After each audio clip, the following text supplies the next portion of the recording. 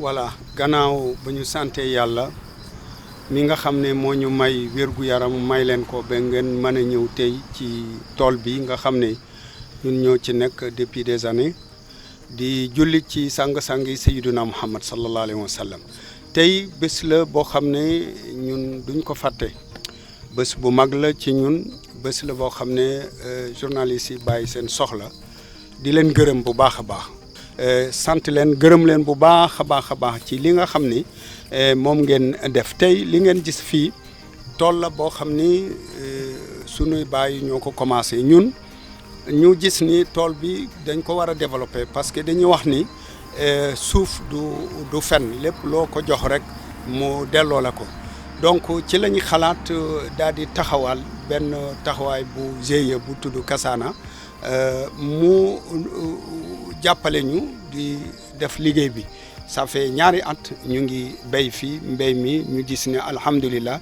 ñu ngi koy sant yàlla bu baax a baax a baax. voilà liggéey yi ñu fi def bëri na lépp ci dans le cadre de test béy nañ fi dugub mu ngi fële ci gannaaw béy nañ fi li nga xam ne mooy mboq le maïs mu ngi fii béy nañ fi gerte ñaari façon bu ñuy tuddee désensibilité mooy sélection ak broukous. am na variété boo xam ne boobu kii deqi nañ ko ba pare mais béy nañ fi le fognon béy nañ fi patate béy nañ fi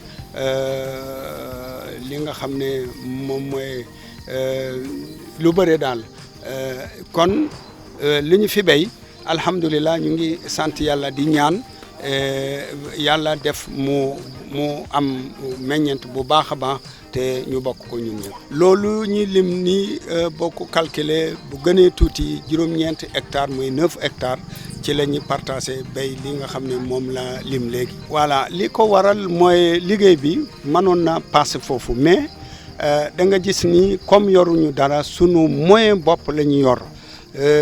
ay husin bëriwul ay maanaam matériel agricole moo ñu manqué nga xam ne ñu xool ne bu ñu defee 14 hectares boo moytul danañu mën a am tardé parce que même boo xoolee da am ay côté yoo xam ne xaw na am tuuti problème mais loolu moo waral ñuy wàññi def ko 9 yi waaw. voilà ñun ndimbal bi ñuy gën a xaar man dama koy commencé ci état bi. mu jàppale ñi nga xam ne ñoom ñooy encouragé béykat yi fii ci département bi su ma ko waxee mooy service agriculture ñun ñoo ñuy encouragé man yàlla xam na ni ma gën a sëgg ci liggéey bi ñoom la ñoo may orienté ñoo ñuy encouragé mais dañoo gis ni ñoom daanaka lu ñu yor bëriwul li tax ma wax loolu firinde bi mooy ren sunu départ bi amoon na problème attaque amoon na ay sax yu ñëw yàq sunu maïs bi yàq sunu ñebbe bi ba ñu fa demee DPV ñu ne ñun ça fait des années 3 à 4 ans ñun amuñu li nga xam ne mooy produit mu metti ma loolu bokk na ci li tax ma xalaat daje bii tey kon ñu ngi ñaan état bi jàppale ñooñu nga xam ne ñun ci ñoom la ñuy dépendre gannaaw yàlla waaye tamit soxla nañu tracteur ak mboolem yu muy àndal parce que loolu mooy tax liggéey bi mën a gën a gaaw ku ñëw ji si liggéey bi nga ne jaajëf kon loolu ñu ngi koy ñaan état bi di ko gën a remercier bu baax président de la république ci li nga xam ne def na ko ci wàllu subvention wàllu maïs semence bi wàllu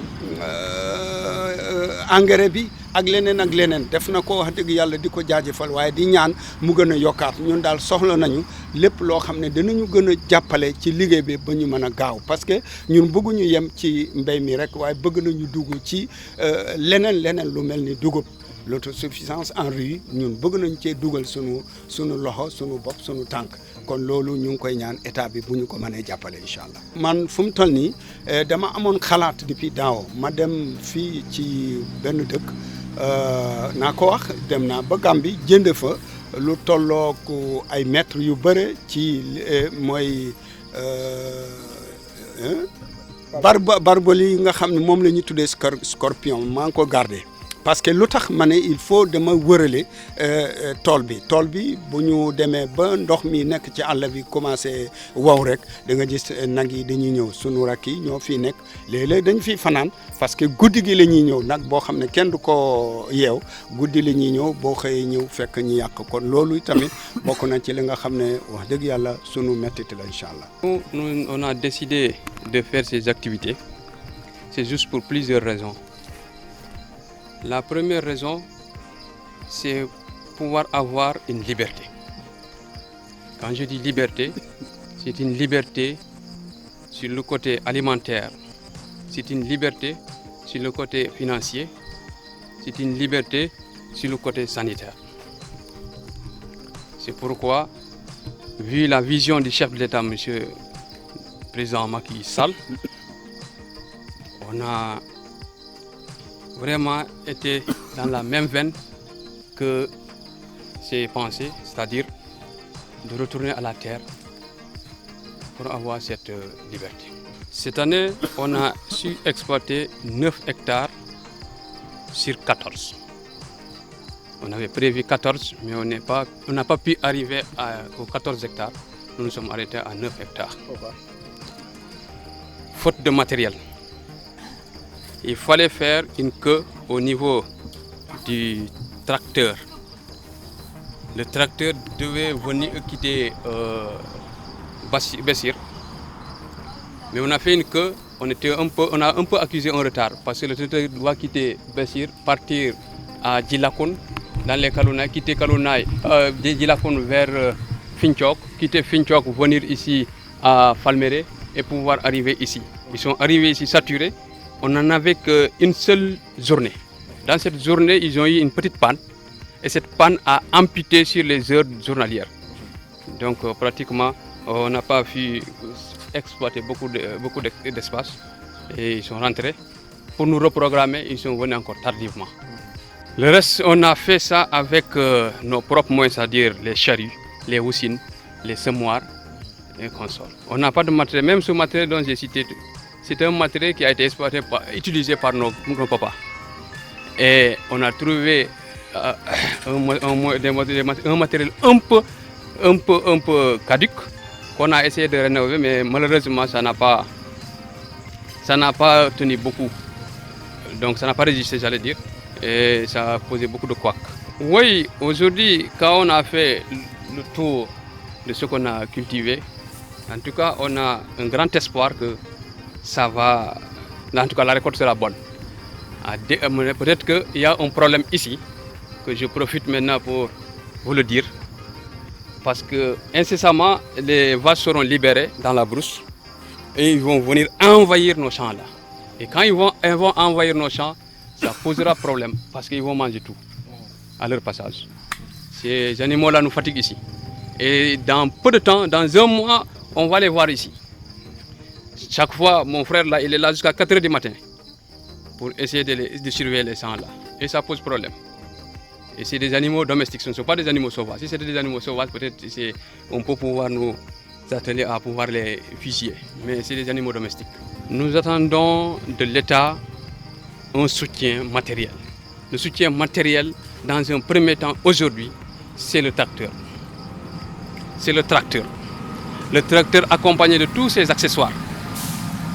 On a besoin de ça. On a besoin, puisque ici, la main-d'œuvre, la forte main-d'œuvre, c'est les élèves. Cette année, on a dû en profiter du corona, entre guillemets, pour exploiter avec cette forte main-d'œuvre. Mais sous peu de temps, les élèves vont partir à l'école. Maintenant, on peut aussi avoir besoin des moissonneuses batteuses pour essayer de remplacer un peu cette main-d'œuvre qui va aller à l'école. Nous avons le maïs en face de nous ici. Derrière le maïs, nous avons le mil. De l'autre côté, on a cultivé du taro. Le taro, là où on a enlevé, on a déjà récolté les premières récoltes des arachides de bouche. On a cultivé tout là-bas des pastèques. Un peu en profondeur, on a cultivé des courges, de la patate. On a cultivé également du niébé. Donc, nous avons aussi l'arachide de 206 qui est au fond là-bas. Donc on a cultivé aussi le fognon qui est là et de l'autre côté. Donc toutes ces variétés ont été cultivées dans les 9 hectares là.